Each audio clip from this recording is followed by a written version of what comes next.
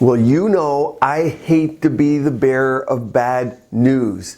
And just when you thought you were doing what everyone told you to do, and even on this channel you've heard the benefits of omega-3 in fish oil, turns out you're doing the wrong thing.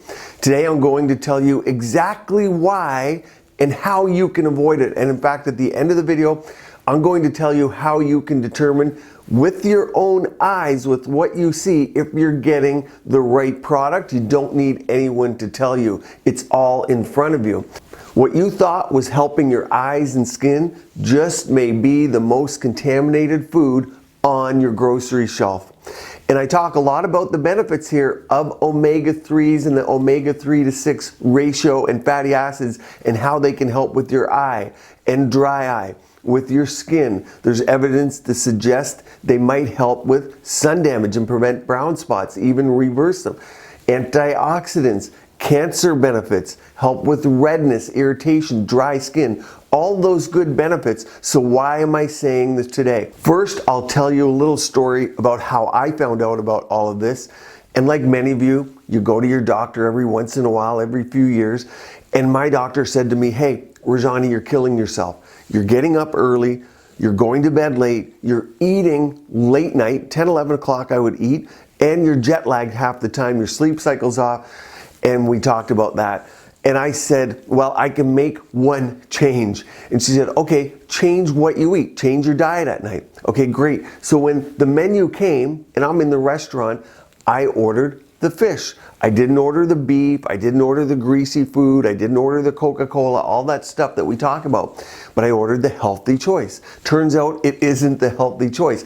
And as I researched more and more, I found that out. And so I want to bring that to this video to you, all the information that I know, because many of you might be able to relate to that story. You're trying to get your blood pressure down, your cholesterol down, and on this channel we're interested in skin. So let me share with you the exact ingredient that is in salmon and many fish that is an antioxidant, that's studied for the cancer benefits, that's studied for the skin benefits, that's studied for the free radical scavenging benefits in the skin and body. That exact element is not only not in the fish, it's synthetic at best. So the specific food I'm referring to is farm-raised salmon. It's the most prevalent salmon that people eat, making up more than 95% of the salmon eaten.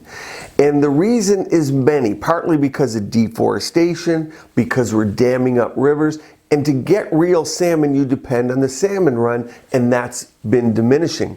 The exact ingredient I'm going to focus on is called astaxanthin. And this ingredient is normally found in the fish, but it's synthetically given to them for their color. More on that in a moment. First, understand how these fish are raised. Have you seen a fish farm? This is an example of what a couple might look like. And you see they're basically cages in the water made of nets where the fish are all basically on top of each other. 500,000 wouldn't be uncommon in one area. And the nets are in calm areas along the coastline. So yes, it's the natural water, but think about this for a moment. What's happening in there?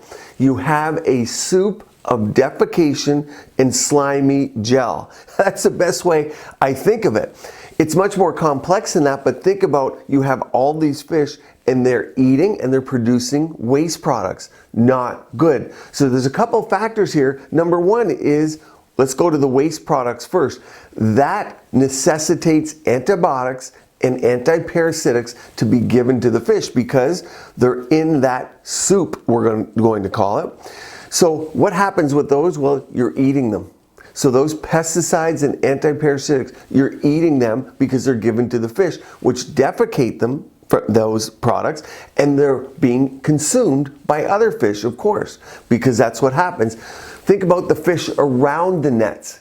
They're eating some of the feed that are given to those fish and all the byproducts of those pesticides, so it's in turn polluting the surrounding water, and the normal fish that the salmon would be eating are nowhere to be found because there's other fish around the area, and we're missing important products like algae, like microbiomes, and like the normal small fish and shrimp that salmon normally do eat as part of their natural diet.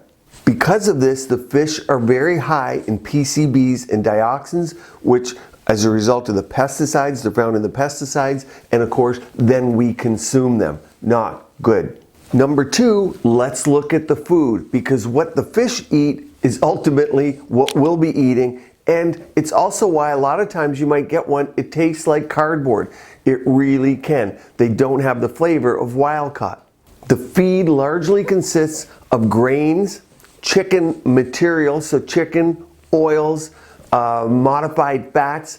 One article had said there's chicken feathers in the feed. Who knows about that? There's also soybeans and other grains present in it. So they're certainly not eating their normal diet. And there's something called endosulfans. And in fact, Norway's always singled out because they sell a lot of farm-raised salmon, and they lobby to get this endosulfan, the value that could be in the feed, raised by tenfold. You'll see articles on that. Let's look at what endosulfan is. It is acutely neurotoxic to both insects and mammals, including humans. The US EPA classified as Category 1, highly acutely toxic, based on the LD50.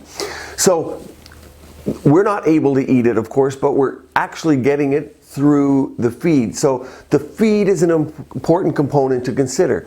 Number three is the fish color. Now, we all love to go in the grocery store, see the perfect vegetables, the perfect meat. It's all perfectly colored. We think that's how it comes. Nothing can be spoiled or rotten looking. With fish, it's no different. Astaxanthin, I'm going to talk about its properties, why it's so important in a moment. But it gives it its color, and if they're farm fished, they don't get that color, so it's synthetically given to the fish solely for the purpose of giving them color. And keep in mind, color's also added on top of the product to make it even look more perfect, so we're getting more chemicals. But what we're not getting is the real product. And normally that comes from within the normal fish eating its diet, small shrimp, plankton, and other small fish in the microbiome that the fish will be eating that gives it natural astaxanthin. Now, astaxanthin is used as a supplement. Some people take the natural form. The synthetic form isn't even approved for human use, but we're eating it in the salmon, in the farm salmon. You see the problem. What makes it even worse, let's look at the properties of astaxanthin. It's an antioxidant. We love that. It's been studied in the skin in a 2012 study. Now, this is the natural form that comes naturally, that should come from your fish, to help with wrinkles, with even help with sun damage or solar keratosis. It helps with moisture and hydration of the skin. And it was studied both in the oral form and in the topical form. So you'll see it actually in skincare. Astaxanthin has been studied for breast cancer, and there's trials done on that. It's been studied in health and wellness for recovery in the fitness community, its effect on the muscles. It's been studied to prevent heart disease. Is it sounding familiar? It's even been studied to help with joint pain. These are the properties of why people are taking fish oil. So when you're taking farm fish, a lot of times we're not getting astaxanthin. It's been studied, and we're not getting it. The synthetic form isn't even approved in humans, but it's the reason why we chose the fish at night. When I'm sitting there, think I'm eating the healthy fish, I'm actually not getting the most important part of it that's giving me all the great qualities. So I can go back and report to my doctor, hey, I did the right thing. I'm way healthier now. I might be worse off. The pesticides, the food, and the astaxanthin lack. Now, how do you know what you're getting? Well, there's a couple things to look for. Number one, look for Alaskan sockeye because they cannot be farmed. The next thing you want to look at is the actual meat itself. If you look at farm-raised product, it's going to have a lot more fat. Those wavy, perfect swirls of fat that look great, and you're like, oh, all my omega-3s are in there. Well, it's because they're not having to work. They're in that big cage and they're hardly moving. Real wild-caught salmon will have less fat. It looks very deep red, and people go and they don't purchase it if you don't know the difference because they don't like the deep red look. The light pink look is what the farmed fresh, what the farm salmon's going to have, because that's what they say, farm fresh. It's going to be light pink. You're looking for low fat. You're looking for that deep red color that your mind might not say, pick that up. You're looking for the price because it's usually more expensive. And if you're in a restaurant, you have to assume 9 times out of 10 it's farm raised unless it says wild caught. So that gives you some indications of what you're looking for. I'll go into all the benefits of omega-3s and free fatty acids as we do on this channel, but I had to bring that to your attention so you don't think you're getting something you're really not. What's your opinion on this? What are you eating? Do you have any other tips to help our community here to keep your skin and body beautiful, healthy, and vibrant?